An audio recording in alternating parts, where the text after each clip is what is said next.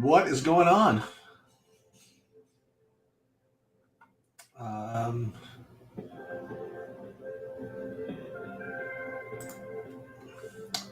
what's up, MJ Vandy?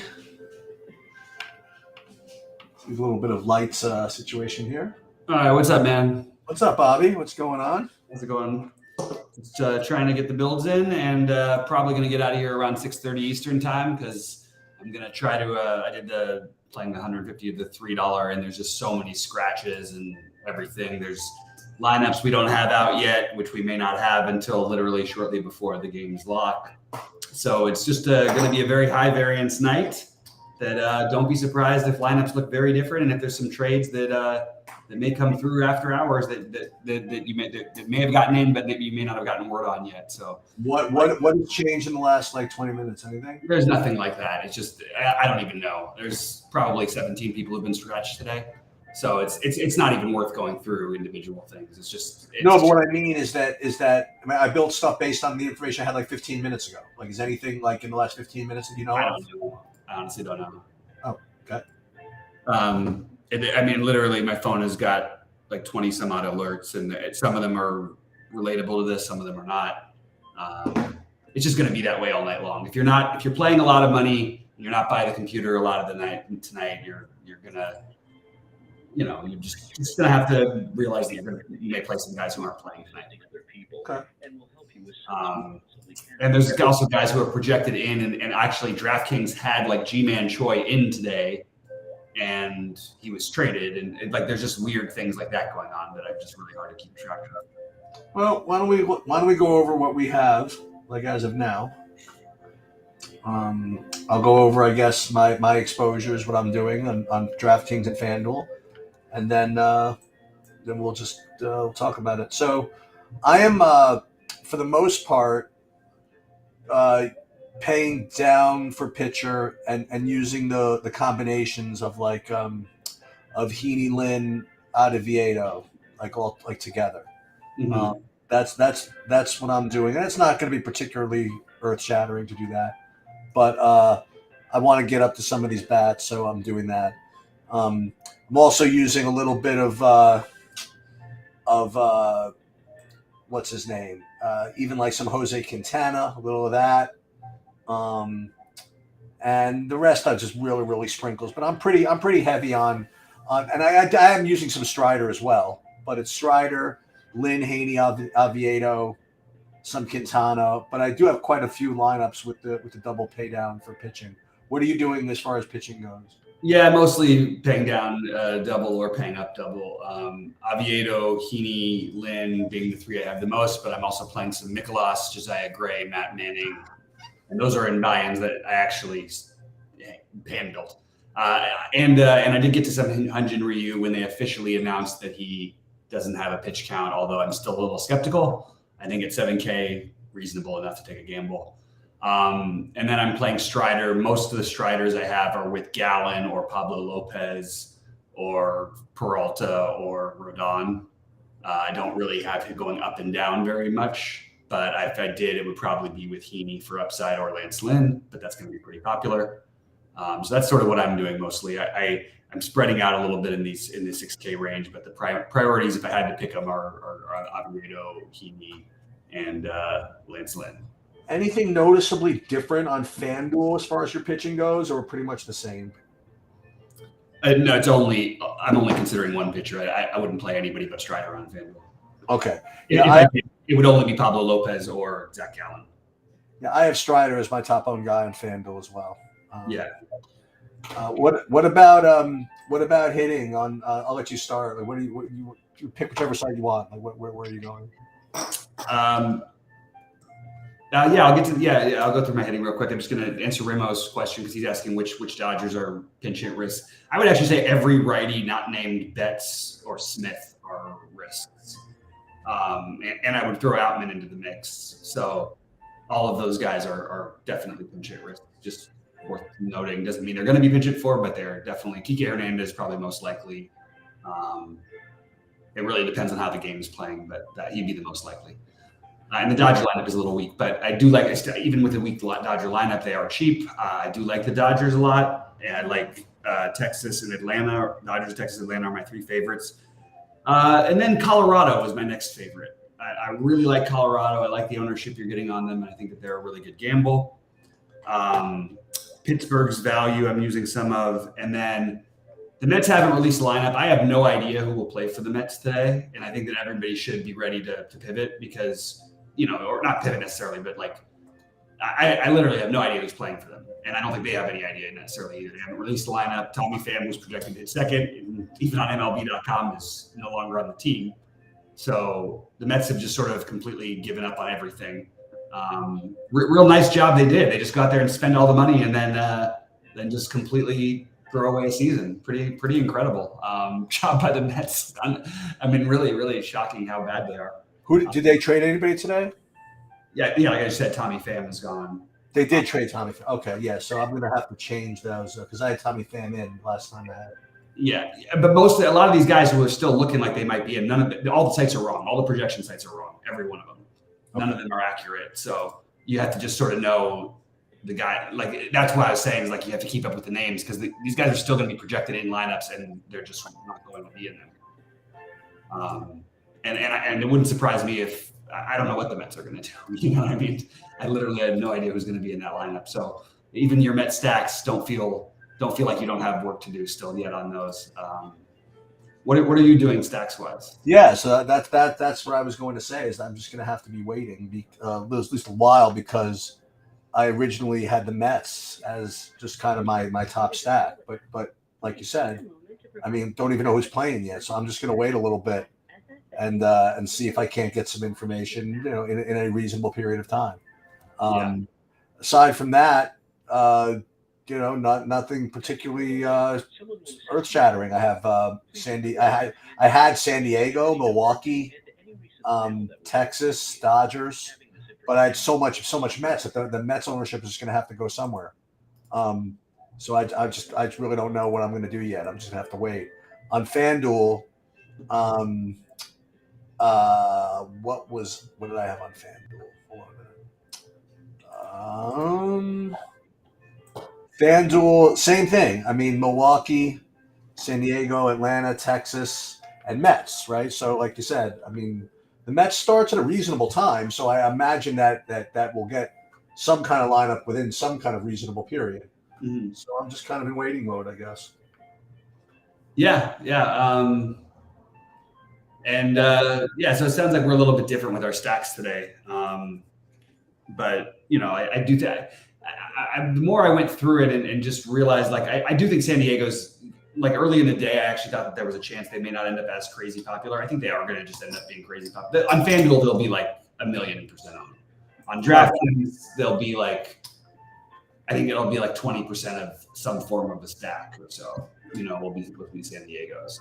I think that people are going to play the Dodgers, but I think that they're not going to be as sharp about who they play on the Dodgers. In other words, like the stuff that you're talking about the pinch hit risk and stuff like that, I think people are going to get a little lazy and just run Dodger stuff. To be honest, I think they probably should. I don't think there's a whole lot of edge you're getting by trying to guess which of the four guys who might get pinch hit for are going to, because it's really just a randomness of where it comes up in the inning one time. Like it doesn't have anything to, anything much to do with anything more than that. But they're also affordable enough. I just would say that because there's no JD Martinez in the lineup, I think the Dodgers stack is a little worse than it was, but it's just so affordable. It's hard not to have interest in this great situation. I mean, it's 77 degrees with the wind blowing out to center in LA. We don't get weather like that, except for this time of year. So if I had to pick one, the Dodgers are my biggest buy-in stack, but I have them right there. If I had to, if you forced me to I don't think the Dodgers, Atlanta, and Texas are all that different. I think all three of those teams have ridiculous upside, and those are the three I would side with to answer TJ's question. Is there one you're on them more than others? You talking to me? Mm-hmm. What do you mean? You said the number the stacks you like, but is there one that you have the most of? Yeah, so far the Mets. So I have to change. Or it is the Mets you have the most of. I'm sorry, I thought you were saying. Yeah. So and then after that it was going to be Milwaukee. And I know, like, you and I are always a little bit different on Milwaukee. Yeah, I genuinely have a hard time remembering Milwaukee winning a slate that had more than like 3 games, but that's just me. I mean, I like Milwaukee always as a complimentary stack. Their stack is better today than usual because Mark Canna's in there at 2,700 against a righty. Josiah Gray is not, I actually think Josiah Gray is the play. But there's some good bats in there. They've got Santana in there now and Canna's not like a big upgrade, but it's just not a very good lineup overall. I still think that they're better than they were, but they're just not for me usually. If I do play them, I usually play them on FanDuel because I only have to use 4 of them. That's probably true. There's a Josiah Gray does get wild, but this is a team that doesn't take pitches, so that's another reason why I'm high on Josiah Gray. It'd be like playing him against Kansas City or something for me. Are you finding mostly 5-man stacks tonight for you or not? Any what? Are you finding yourself getting mostly 5-man stacks? Because you're usually a little bit. Yeah, mostly I spread it out and I have a couple 4-3-1s and 4-4s, but mostly it's 5-mans of those the Dodgers, Atlanta, Texas,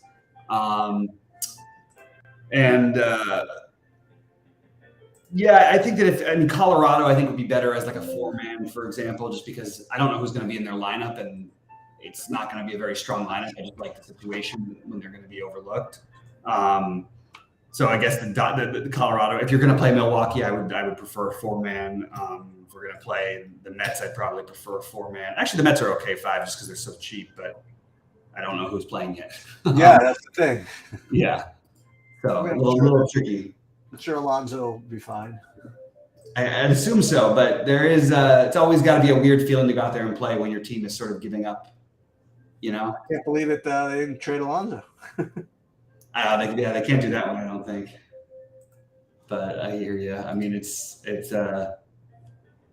pretty wild. They could spend that kind of money and just have no hope of making the playoffs. Oviedo. Yeah, I'm seeing like a projected like DJ Stewart at 2K, Maybe he could play, maybe. More likely to play now that there's no Tommy Pham. Right. Apparently Josh Bell was just traded to Miami. Miami's getting some players. Is that the story? I mean, Josh Bell, whatever. Oh, they got the other guy too, you said. Somebody else that you said they traded to him. I mean, they're in contention for the playoff spot. So that's what I mean. I mean, that's it. Yeah, they are. No, it's fair. They have the same record as the Brewers.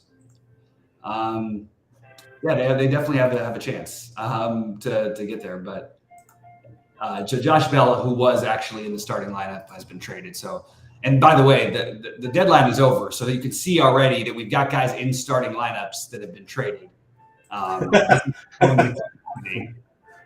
And it's just a matter of how much will it happen. Somehow I've managed to have 0 Josh Bell, so good for me.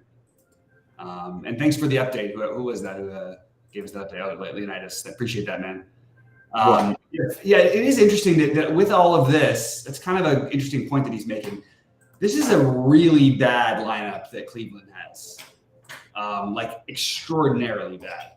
So maybe that's one thing you could take from all this news of the day is to maybe play some more Valdez. That's interesting. They also have, he's facing the Guardians have the lowest total on the slate.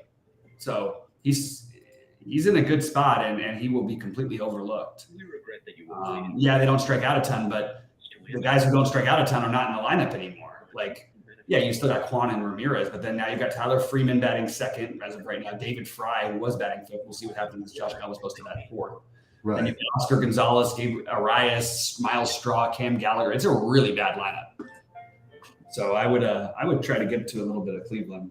And by the way, I'm going to make a little note that I'm probably going to get to a tiny bit of Gavin Williams also. If we're going to play that, wild game with all these weird guys, why wouldn't we include Gavin Williams as one of them? Top prospect who's got the talent. It's just hasn't put those games together. But it wouldn't surprise me if he was the highest scoring of the 6K guys. It was Berger who went to the Marlins earlier. That's what it was. Okay. And that is a pickup I like for them, actually. quite a bit. So it's going to be one of those kind of slates, trying to keep up with with all as much as we can. And we'll be in Discord and stuff. Unfortunately, I have to go at like 4, and then I come back. I'm going to try to be back. I should be back for our thing, but I had another. It's just a hectic day. Yeah, we're going to be live. At least I'm going to be like live at 11 p.m. to sweat the end of this very, very difficult slate. Yeah. And hopefully, we're someone's going to be sweating at least Lance Lynn or anti-sweating him. You know what I mean? So there's something to root for there. I'm sure someone's going to have the Dodgers. Yeah. And if you're not playing Lance Lynn, by the way, you have incredible value on the Oakland side of things. If you wanted to use it, I don't love it, but it's a pretty bad lineup. But they're really cheap. All right, I'm just trying to. What I'm going to try and do is make sure my guys are in, and then I'm going to try to get some different. Yeah, so I'm still getting like these Mets in my stacks, but like the guys I'm getting are just different than they were before. 5-man's still a bunch of Milwaukee. But the pitching is getting a little funky. Like I have some Lance Lynn Quintana lineups. Have some Haney Bello lineups. Boy, Bello's like a ridiculously terrible price. Probably he's probably gonna be the 3% owned guy though. Which one? Brian Bello. Yeah, I think he's totally fine for tournaments too. Pingler's asking who you're getting rid of for Mets, and I'm going to answer for you. I don't think you. I don't know who's playing. Yeah. I will tell you that my favorite Mets, are going to be Pete Alonso, Francisco Lindor, and if DJ Stewart plays at 2K, I'll like him, and the catcher. You know what I mean? Like those are and then probably whichever your favorite cheapo is that's in there.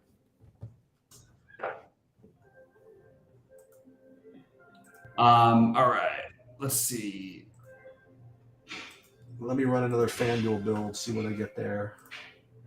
Yeah, and you guys, we're getting a lot of these comments in chat lately. I never, ever would try to, maybe if there's a lineup where you have the all-time greatest lineup and it's, Atlanta maybe in the greatest situation or something. But there's a lot of talk about this. I'm only trying to build one-offs from that game for this. That's just not the way that you should be building. That's not a profitable long-term thing. Cheeks, do you agree with that? What, to build one-offs? They're saying I just want a one-off from the Dodgers, but I don't know which one. That's just not the way that you should ever be building, in my opinion. I don't build for one-offs, so I don't know what to say. Listen. Here's like DFS 101. If you can get everybody in the stack that you like, that's all the better. And if you have to play one-offs, play guys that can hit home runs or steal bases. Exactly. That's where I'm at too. So let me see on FanDuel now with the new run here. Not a lot different. Mets. You got to think Nemo's going to play. You know what I mean? Nemo, Lindor, Alonso. Nemo, Lindor. And who did you say, Jeff? Did Jeff McNeil get traded, you said? No. Oh, Conhog, he got traded. Okay. He wasn't ever going to play anyway, but yeah. The Mets lineup's going to be pretty bad. But it's going to be bad, and also you have two guys takes at the same position. Well, let's play devil's advocate. What's bad about it relative to the way they always are? I mean, who they lose? DJ Stewart and Danny Mendick at the bottom of the lineup. No, but Tom Lowe, so you don't play them. You know these are not major league players. Well, yeah, but it doesn't matter whether you play them or not. That keeps the lineup moving. You want to play lineups that are going to have the chances for the most at bats with runners on base. Right. And they really don't. This is just not it. You also have crossover because you have Alonso and Vogelbach, who are both only first base eligible. So then you already only have 6 Mets if you don't play those guys. So now you've only got 6 guys you even have the possibility of playing, unless you include the Stewart and Mendick. And then all of a sudden, you're not getting any value if you play Alonso because all of the other 5 guys are going to be expensive. So now you're paying a lot for a Met stack that is just in a weird situation. and you can't measure these things, so I don't really know what the answer is, but it does have to feel weird when you're playing for a team that was the favorite or one of the favorites to win the World Series, and now your team is entirely giving up on the future. There's got to be something to it. I know there is in basketball, but in baseball, I just don't know how to measure that exactly. Yeah, but I guess like baseball is like such an individual stats sport that people are still gonna like take their at bats. You know what I mean? Like, no, of course they will. It's just not like basketball. It's not like basketball. Now all of a sudden I don't feel like running back on defense anymore. You know what I mean? Right, but are they willing to take a 2-1 pitch that's probably right near the corner, and pitch, or are they more likely to swing at that? There's definitely something in there, even though I don't know how to measure. I don't know, like it would just be so hard to measure. But anyway. MJ's asking an interesting question. How much are you willing to leave? So when I wrote my script in today, because I knew it was going to be kind of a crazy slate, I actually think that it's that, I would leave out, I would be okay leaving a couple thousand of anything I hand built. I didn't leave any more than 600 on anything. Yeah. My answer is always the same. In that I use, especially MME, like I use Saberson to build the lineups. And if I get a lineup that leaves $1 million on the table, I'm just going to leave it. I'm not going to, you know what I mean? I'm not going to intentionally leave money on the table. If I get lineups that leave money on the table, I'm going to leave it. Yeah.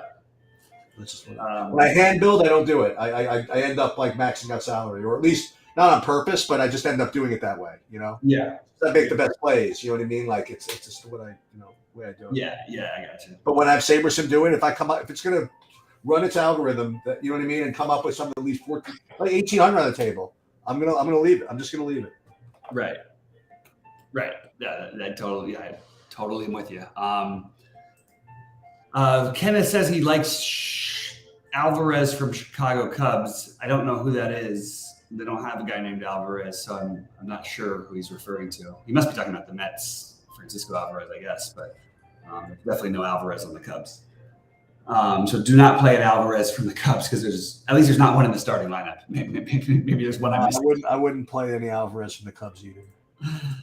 I would like to get these other lineups in, and I think that there is going to be this, and Pingalore is mentioning it about the stacking against Heaney.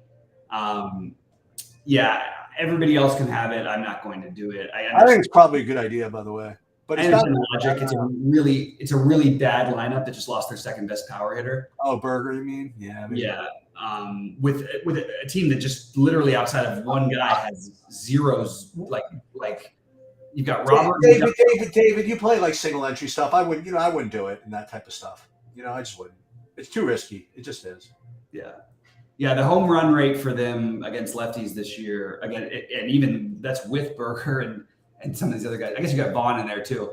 But Vaughn is 5%, Robert is 6%. Like they don't have a lot of guys who are hitting a lot of home runs off of lefties. But there's other ways to win games, obviously. If you're what's a cool tournament that's like kind of suits my place is that leaderboard thing, that single entry leaderboard thing on yeah. I love that thing.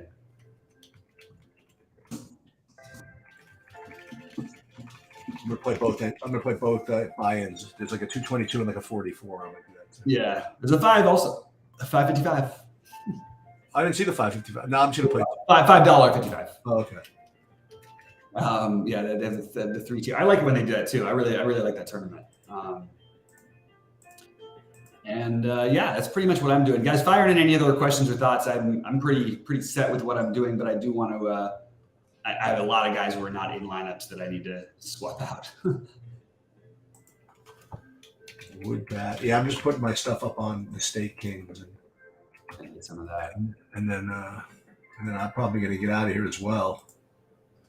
And yeah, like Bobby said, just keep your eyes peeled, for today. I mean, as far as like late scratches and stuff like that. Yeah. It's not as bad as like an NBA slate, but it's as close as you're going to get in baseball. Yeah, exactly. We got Peyton Wavy just real quickly asking about Baltimore. I have zero interest in Baltimore stack.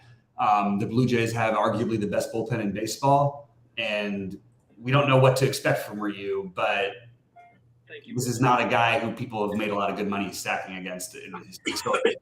But Baltimore's a talented offense, sure, but I'm not getting to any Baltimore personally. And 5-man San Diego, 3-man.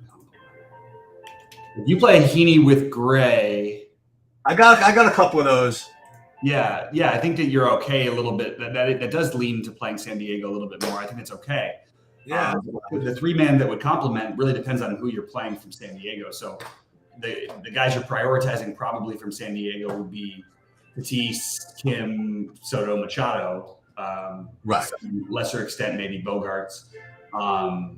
So if you're, but I guess you'd want to use one of the catchers. So maybe skip one of those guys and use either Campusano or Sanchez.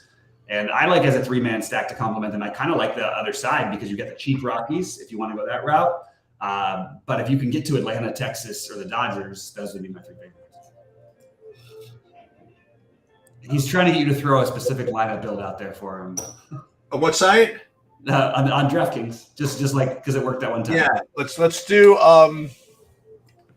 Milwaukee and the Mets. Milwaukee and the Mets. There you go. Question about a Tampa Bay stack. I have zero interest in a Tampa Bay stack. Not even any. So I'm not on Tampa Bay. Are you on it? Do you have any Tampa Bay sheets? I'm guessing. I don't think I have it. I don't think I have any Tampa Bay. Yeah. I mean, I gotta have some, but not much, if anything. Yeah. All right. I think that's probably going to just about do it. Yeah, sounds good. All right. Well, good luck to everybody on this crazy slate. I say we get back to normalcy tomorrow. I don't really know what that means because we're going to have to figure out who's going to be able to play from all these teams and everything. So a whole different kind of sweat. Right. All right. Well, good luck tonight, Sheets. Good luck, everybody. Okay.